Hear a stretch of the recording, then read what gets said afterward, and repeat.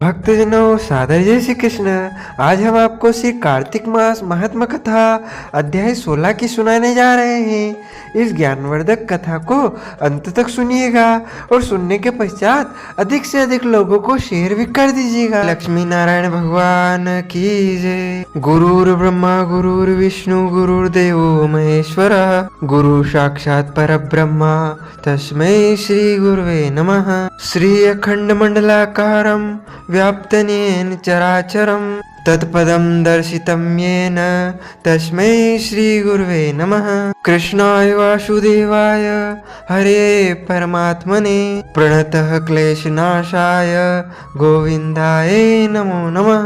वसुदेवसुतं देवं कंसचाणूरमर्दनं देवकी परमानन्दं कृष्णं वन्दे जगद्गुरुं। जय जय श्री राधा रमण जय जय नवल किशोर जय गोपी चित चोर प्रभु जय जय माखन चोर। मात मेरी श्री राधिका पिता मेरे घनश्याम इन दोनों के चरणन में मेरा बारंबार प्रणाम मेरा बारंबार प्रणाम। मोहिनी मूरत श्याम की वो मन रही समाय जो मेहंदी के पात में लाली रही समाय। धन यौवन एक दिन उड़ जाएंगे जैसे उड़े कपूर। मन मूरख तू राम भज क्यों चाटे जगदूर। राम कृष्ण तो एक है अंतर नहीं निमेष। इनके नयन गंभीर है उनके चपल विशेष। बोले श्री वृंदावन बिहारी लाल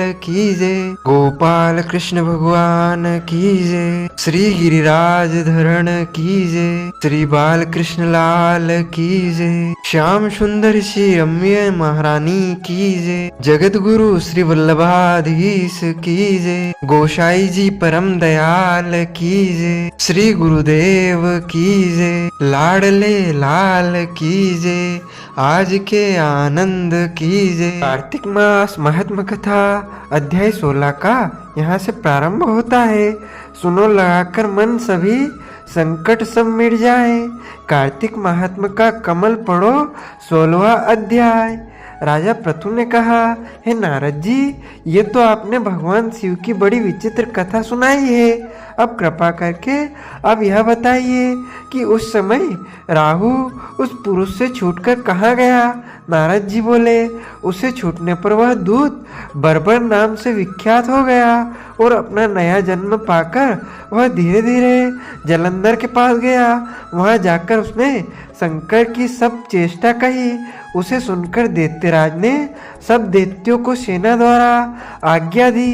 कालनेमी और शुंभ निशुंभ आदि सभी महाबली दैत्य तैयार होने लगे। एक से एक महाबली दैत्य करोड़ों करोड़ों की संख्या में निकल युद्ध के लिए जुट पड़े। महाप्रतापी सिंधुपुत्र शिवजी से युद्ध करने के लिए निकल पड़ा। आकाश में मेघ छा गए और बहुत अपशकुन होने लगे। शुक्राचार्य और कटे सिर वाला राहु सामने आ गए। उसी समय जलंधर का मुकुट खिसक गया, परंतु वह नहीं रुका। उधर इंद्रादिक सभी देवताओं ने कैलाश पर शिवजी के पास पहुंचकर सब वृत्तांत सुनाया और यह भी कहा कि आपने जलंधर से युद्ध करने के लिए भगवान विष्णु को भेजा था, वह उसके वशवर्ती हो गए हैं और विष्णु जी लक्ष्मी सहित जलंधर के आधीन हो उनके घर में निवास करते हैं। अब देवताओं को भी वही करना रहना पड़ता है। अब वह बलि सागर पुत्र आपसे युद्ध करने आ रहा है, अतएव आप उससे मारकर हम सबकी रक्षा कीजिए। यह सुनकर शंकर जी ने विष्णु जी को बुलाकर पूछा, हे ऋषिकेश, युद्ध में आपने जलंधर का संहार क्यों नहीं किया और वैकुंठ छोड़ आप उसके घर में कैसे चले गए। यह सुनकर विष्णु जी ने हाथ जोड़कर नम्रता पूर्वक भगवान शंकर से कहा, उसे आपका अंशी और लक्ष्मी का भ्राता होने के कारण ही मैंने नहीं मारा है। यह बड़ा वीर और देवताओं से अजय है। इसी पर मुग्ध होकर मैं उसके घर में निवास करने लगा हूँ। विष्णु जी के इन वचनों को सुनकर शंकर जी हंस पड़े। उन्होंने कहा, हे विष्णु, आप यह क्या कहते हैं? मैं उस दैत्य जलंधर को अवश्य मारूंगा। अब आप सभी देवता जलंधर को मेरे द्वारा ही मारा गया जान अपने स्थान को जाइए। जब शंकर जी ने ऐसा कहा तो सब देवता संदेह रहित होकर अपने स्थान को चले गए। इसी समय पराक्रमी जलंधर अपनी विशाल सेना के साथ पर्वत के समीप आ कैलाश को घोर सेनाद करने लगा।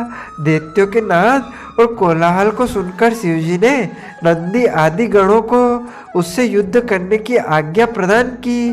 कैलाश के समीप भीषण युद्ध होने लगा। दैत्य अनेकों प्रकार के अस्त्र शस्त्र बरसाने लगे। भेरी, मृदंग, शंख और वीरों तथा हाथी, घोड़ों और रथों के शब्दों से शब्दित हो पृथ्वी कांपने लगी। युद्ध में कटकर मरे हुए हाथी, घोड़े और पैदलों का पहाड़ लग रहा गया। रक्त, मांस, कीचड़ उत्पन्न हो गया। दैत्यों के आचार्य शुक्र जी अपनी मृत संजीवनी विद्या से सब दैत्यों को जिलाने लगे। यह देखकर शिवजी के गण व्याकुल हो गए और उनके पास जाकर सारा वृत्तांत सुनाया। उसे सुनकर भगवान रुद्र के क्रोध की सीमा न रही। फिर तो उस समय उनके मुख से एक बड़ी भयंकर कृत्या उत्पन्न हुई, जिसकी दोनों जटाएं ताल वृक्ष के समान थी। वह युद्ध भूमि में जा सब असुरों का चवर्ण करने लग गई और फिर वह शुक्राचार्य के समीप पहुंची और शीघ्र ही अपनी योनि में गुप्त कर ली। फिर स्वयं भी अंतर्ध्यान हो गई। शुक्राचार्य के गुप्त हो जाने से सभी दैत्यों का मुख मलिन पड़ गया और युद्ध भूमि को छोड़ भागे। इस पर शुंभ, निशुंभ और कालनेमी आदि सेनापतियों ने अपने भागते हुए वीरों को रोका। शिवजी के नंदी आदि गणों ने भी, जिसमें गणेश और स्वामी कार्तिकेय जी भी थे, दैत्यों से भीषण युद्ध करना आरंभ कर दिया।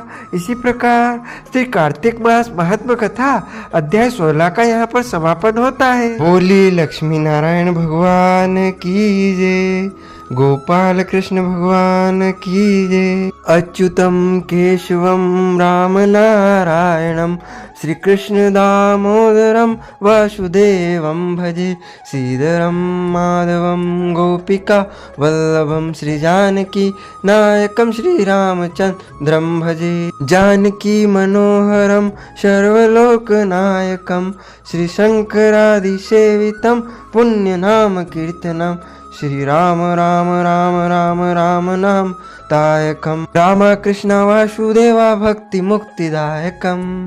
राम कृष्ण वासुदेवा भक्ति मुक्तिदायकम। बोलिए गोपाल कृष्ण भगवान की जय, श्री कृष्ण चंद्र भगवान की जय, श्री लक्ष्मी नारायण भगवान की जय, श्री बाके बिहारी लाल की जय। भक्तजनों, माताओं, बहनों, यदि आप कार्तिक मास स्नान के निमित्त, कार्तिक मास के निमित्त कोई भी दान पुण्य करना चाहते हैं तो आप नगद राशि हमारे फोन पे QR कोड के माध्यम से पहुंचाकर कार्तिक मास स्नान का संपूर्ण पुण्य लाभ प्राप्त कर सकते हैं। और रोजाना कथा सुनने के लिए हमारे चैनल को सब्सक्राइब अवश्य कर लीजिएगा। आपको और आपके पूरे परिवार को सादर जय श्री कृष्ण, सादर धन्यवाद।